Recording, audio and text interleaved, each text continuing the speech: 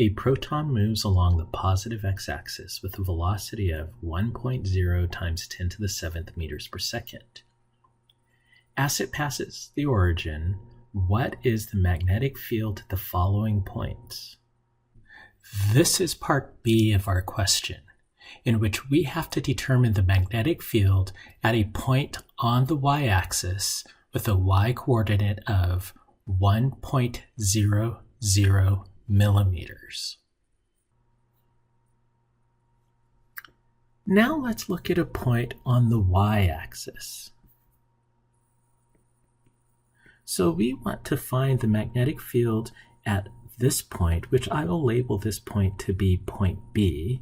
Point B has coordinates 0, A, 0, where again we are defining A to be equal to 1.00 times 10 to the minus third meters, or in other words, 1.00 millimeters.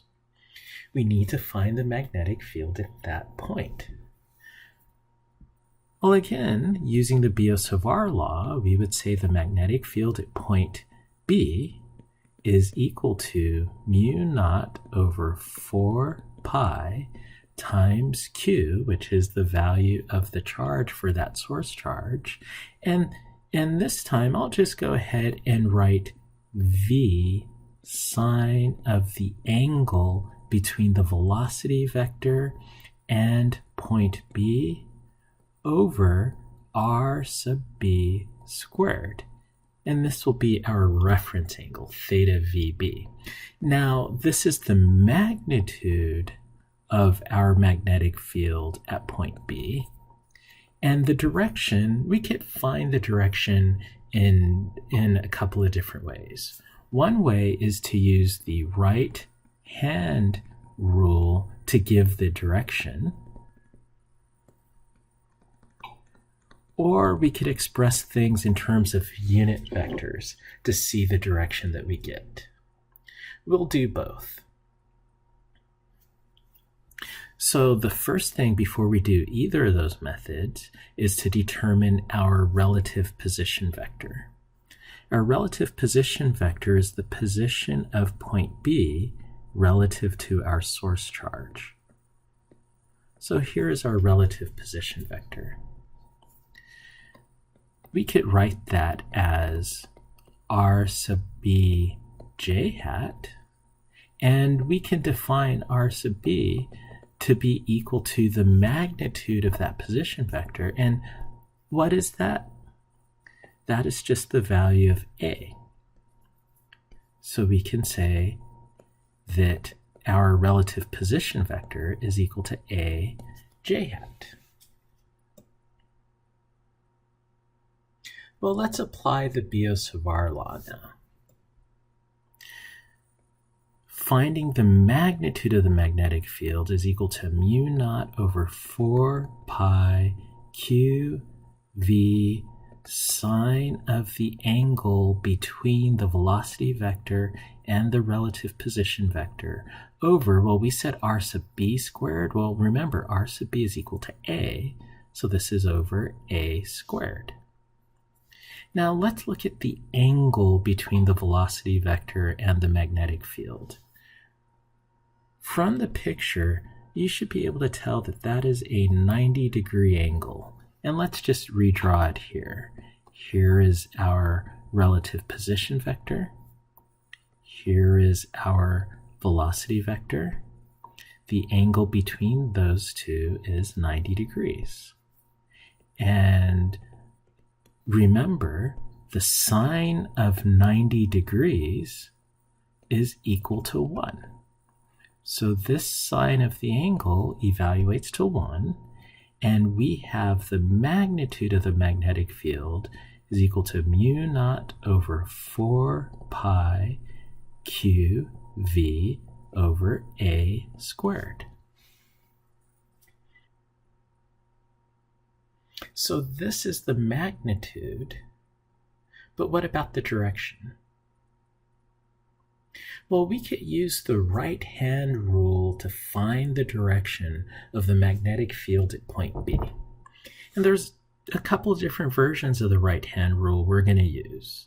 or that we can use. I'm going to use the version in which we put our thumb in the direction of motion. So this will represent my thumb. And my thumb is, and that's a pretty long thumb from this picture, but my thumb is pointing in the direction of velocity. So in other words, along the line of velocity.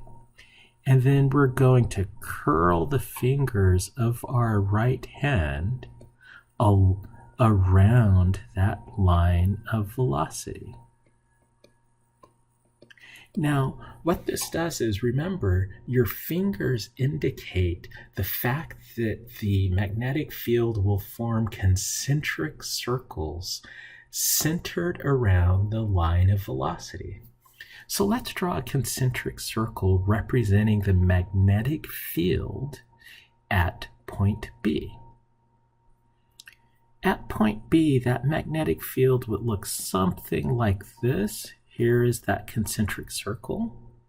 And the orientation of our fingers indicate the orientation of the magnetic field. So notice, if we were to look straight down from the positive x-axis, we would see that the orientation is counterclockwise about the positive x-axis.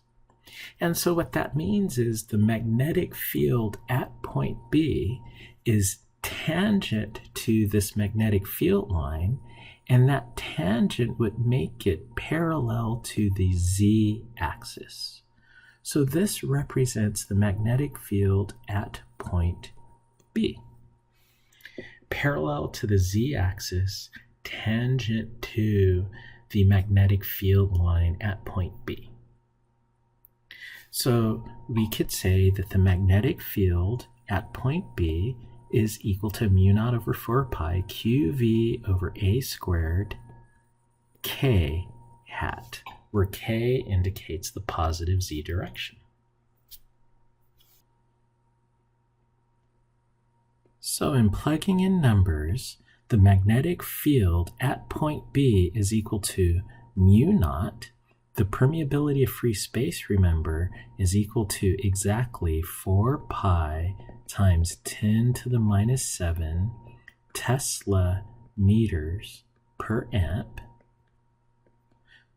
This is over 4 pi times the magnitude of charge. Well, the charge, or not the magnitude of charge, it's the charge, whether it's positive or negative.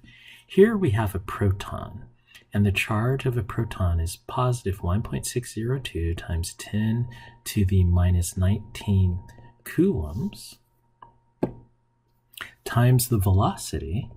The velocity is given as 1.0 times 10 to the 7th meters per second divided by the distance squared. So this is 1.00 times 10 to the minus 3rd meters quantity squared. Now notice, conveniently, the 4 pi cancels with 4 pi. A 10 to the 7th cancels with a 10 to the minus 7. And this is in the z direction. So when I plug this into my calculator, I get 1.6 times 10 to the minus 13. Okay, time to check our units. So in the numerator, we have a meter squared, and that'll cancel with the meter squared in the denominator.